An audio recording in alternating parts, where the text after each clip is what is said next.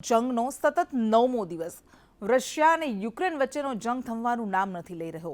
યુક્રેનના મોટા શહેરો પર કબજો કરવાના લક્ષ્ય સાથે રશિયન સેના સતત આગળ વધી રહી છે। આકાશમાંથી બોમ્બ વર્ષા, સતત સંભળાતા ધડાકા, સાયરન યુક્રેનીઓના શ્વાસ થંભાવી રહી છે। 9મા દિવસે રશિયન સેનાએ યુરોપના સૌથી મોટા ન્યુક્લિયર પ્લાન્ટ ઝપોરિઝિયા પર કબજો કરી લેતા આખા વિશ્વની ચિંતા વધી ગઈ છે। પહેલા અહીં ગોળીબારી થઈ, જેનાથી પ્લાન્ટમાં આગ લાગી ગઈ। અહીં વિસ્ફોટમાં 3 યુક્રેની સૈનિકોના મોત નિપજ્યા છે। જોકે રેડિયેશન લેવલ વધવાના કોઈ સંકેત નથી દેખાયા। યુક્રેનના રાષ્ટ્રપતિ ઝેલેન્સ્કીએ કહ્યું કે પુતિન ચર્નોબિલ પરમાણુ દુર્ઘટના જેવી બીજી ઘટનાને અંજામ આપવા માંગે છે। ઝેલેન્સ્કીએ રશિયા પર વધુ પ્રતિબંધોની માંગ કરી છે।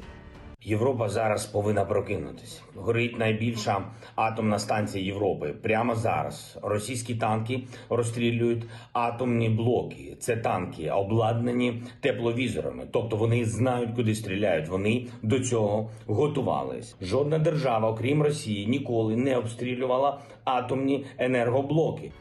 રાજધાની કીવ પર કબજો કરવા રશિયા સતત સંઘર્ષ કરી રહ્યું છે, કારણ કે યુક્રેનની સેના જબરદસ્ત લડાઈ આપી રહી છે।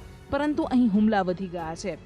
ચેર્નિહિવમાં રશિયન સેના સતત હુમલા કરી રહી છે, જેમાં 24 કલાકમાં 47 લોકોના મોત નિપજ્યા છે। દક્ષિણી શહેર ખેર્સોન પર રશિયાએ કબજો મેળવી લીધો છે। ખાર્કિવ, મરિયુપોલમાં પણ લડાઈ ચાલુ છે। યુએનના આંકડા પ્રમાણે 10 લાખ યુક્રેનીઓએ દેશ છોડી દીધો છે, તો મરિયુપોલમાં યુક્રેનીઓએ રશિયન સેનાનો વિરોધ કર્યો। આ જંગ ક્યારે થમશે, કોની જીત થશે એ કોઈને નથી ખબર, પણ તેણે લાખો જિંદગીઓને સંકટમાં મૂકી દીધી છે, એક દેશને તબાહ કરી નાખ્યો છે। બ્યુરો રિપોર્ટ, સંદેશ ન્યૂઝ।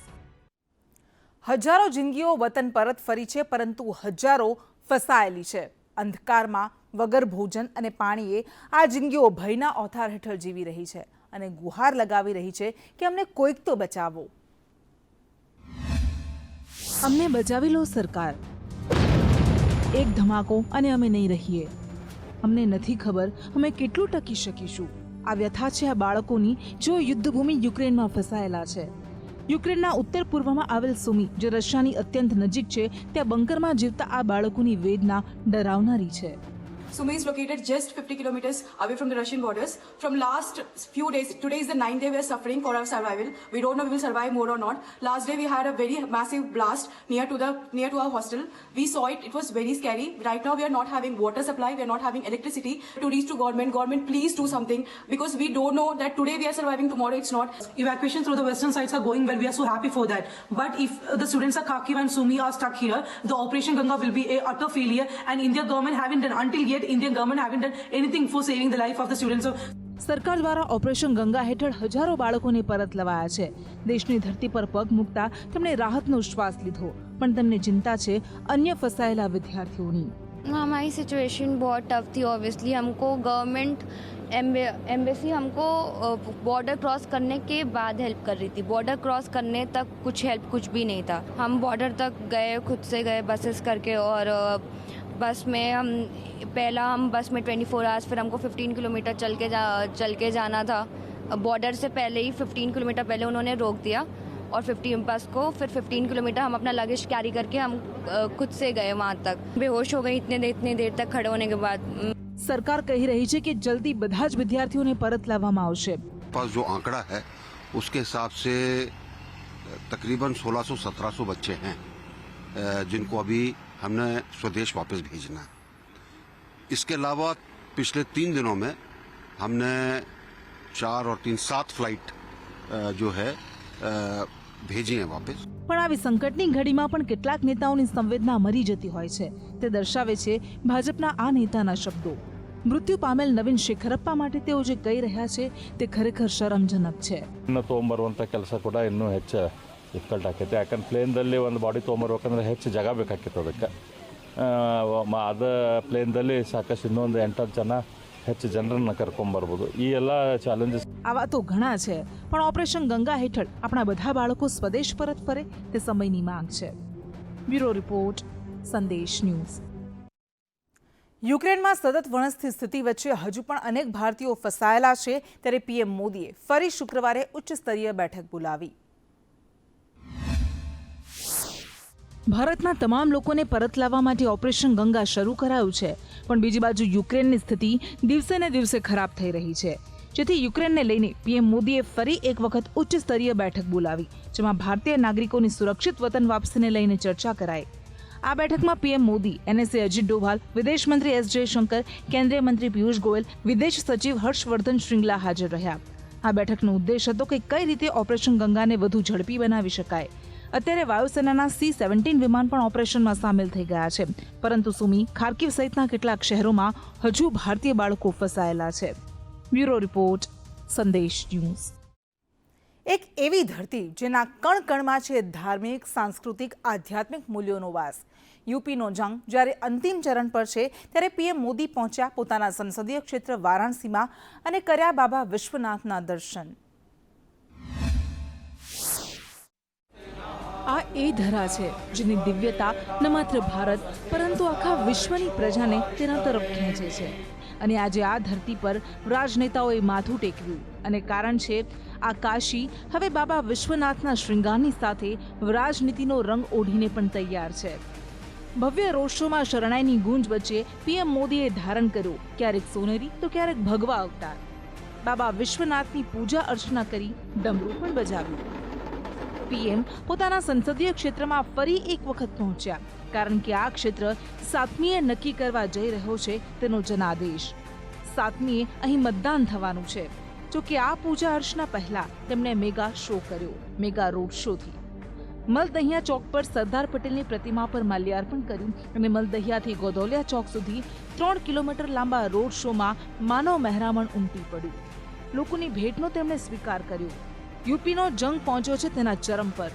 7મીએ અંતિમ તબક્કાનું મતદાન થશે અને ત્યારબાદ આવશે જનાદેશ. 2017માં આ 54માંથી ભાજપે 36 બેઠકો જીતી હતી, પણ આ વખતે વધુ બેઠકો જીતવા કસાઈ રહી છે કમર. ત્યારે અંતિમ તબક્કા માટે પીએમ મોદી તમામ જોર અજમાવી રહ્યા છે, કારણ કે દાવ પર લાગી છે પ્રધાનમંત્રી મોદીની પ્રતિષ્ઠા. બ્યુરો રિપોર્ટ, સંદેશ ન્યૂઝ. અંતિમ તબક્કા માટે થઈ રહ્યો છે અંતિમ પ્રચાર, અંતિમ પ્રયાસ. ઉત્તર પ્રદેશનો 1 મહિનાથી ચાલી રહેલ રાજકીય જંગ તેના ચરમ પર છે. કોંગ્રેસના દિગ્ગજો પણ પહોંચ્યા બાબા વિશ્વનાથના ચરણોમાં, તો અખિલેશ યાદવે ફરી કર્યા સરકાર પર પ્રહાર. પ્રધાનમંત્રી મોદી હોય કે પ્રિયંકા ગાંધી કે રાહુલ ગાંધી, પૂર્વાંચલને જીતવા તમામ દિગ્ગજો છે બાબા કાશી વિશ્વનાથના શરણે. રાહુલ ગાંધી અને પ્રિયંકા ગાંધીએ પણ બાબાની પૂજા અર્ચના કરી. બનારસની ગલીઓમાં તેઓ પગપાળા ચાલ્યા અને કાશીની ધન્યતા અનુભવી. પરંતુ આ બધા પાછળ છે પૂર્વાંચલમાં અંતિમ તબક્કામાં થવા જઈ રહેલું મતદાન. બંને નેતાઓએ રોડ શો કરી જનસભા સંબોધી. જોકે પ્રિયંકા ગાંધી વારાણસીના કબીર ચોરા મઠ પર પણ પહોંચ્યા, જ્યાં તેઓ 3 દિવસ છે. કબીરદાસની મૂલગાડીના પણ તેમણે દર્શન કર્યા, કારણ કે અહીં દલિત મતદાતા નિર્ણાયક છે. તો આ તરફ ભાજપને મજબૂત ટક્કર આપી રહેલા અખિલેશ યાદવે મઉમાં જનસભાને સંબોધી અને ફરી ભાજપ પર પ્રહાર કર્યા.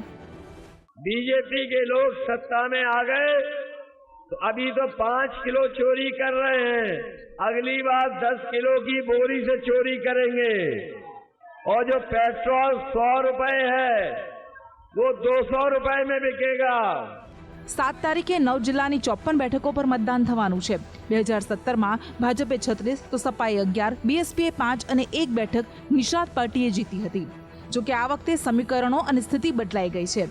ત્યારે આ તબક્કાના મતદાન માટે દિગ્ગજ નેતાઓએ ભવ્ય રોડ શો કર્યા, મંદિરોમાં દર્શન કરી, જનસભાઓ સંબોધી, જનતાને આકર્ષવાની એક છેલ્લી કોશિશ કરી. બ્યુરો રિપોર્ટ, સંદેશ ન્યૂઝ. બિહારના ભાગલપુરમાં એક મોટી દુર્ઘટનાએ 10 લોકોના જીવ લઈ લીધા. બિહારના ભાગલપુરમાં એક વિસ્ફોટ થયો અને 10 લોકોના મૃત્યુ થયા. વિસ્ફોટ એટલો જોરદાર હતો કે તેનો અવાજ કેટલાય કિલોમીટર સુધી સંભળાયો હતો અને લોકોએ હળવો આંચકો પણ અનુભવ્યો. પાડોશીઓનું કહેવું છે કે શરૂઆતમાં સિલિન્ડર ફાટવા જેવો અવાજ આવ્યો, પરંતુ થોડા સમય પછી સ્થિતિ સ્પષ્ટ થઈ. આ વિસ્ફોટમાં 2-3 મકાનોને નુકસાન થયું છે. મૃતકોમાં 2 મહિલાઓનો પણ સમાવેશ થાય છે. આ અકસ્માતમાં 8 લોકો ઘાયલ થયા. આ ઘરમાં બોમ્બ બનાવવામાં આવતા હતા અને વિસ્ફોટ બોમ્બ બ્લાસ્ટને કારણે થયો હોવાની આશંકા છે. બ્લાસ્ટમાં 3 માળની ઇમારત ધરાશાયી થઈ ગઈ હતી. ઘટના બાદ પોલીસ અધિકારીઓ પણ ઘટના સ્થળે પહોંચી ગયા અને ત્યારબાદ મકાનનું કાટમાળ હટાવવાની કામગીરી શરૂ કરાઈ. પીએમ મોદીએ આ ઘટનાને લઈને ટ્વીટ કરીને કહ્યું કે બિહારના ભાગલપુરમાં બ્લાસ્ટના કારણે જાનહાનિના સમાચાર દુઃખદાયક છે. હું ઘાયલોને જલ્દી સ્વસ્થ થવાની કામના કરું છું. ઘટના સાથે જોડાયેલી સ્થિતિ અંગે મુખ્યમંત્રી નીતિશ કુમાર સાથે ચર્ચા કરવામાં આવી છે. વહીવટીતંત્ર રાહત અને બચાવ કાર્યમાં લાગેલું છે અને પીડિતોને શક્ય તમામ મદદ પૂરી પાડવામાં આવી રહી છે. બ્યુરો રિપોર્ટ, સંદેશ ન્યૂઝ.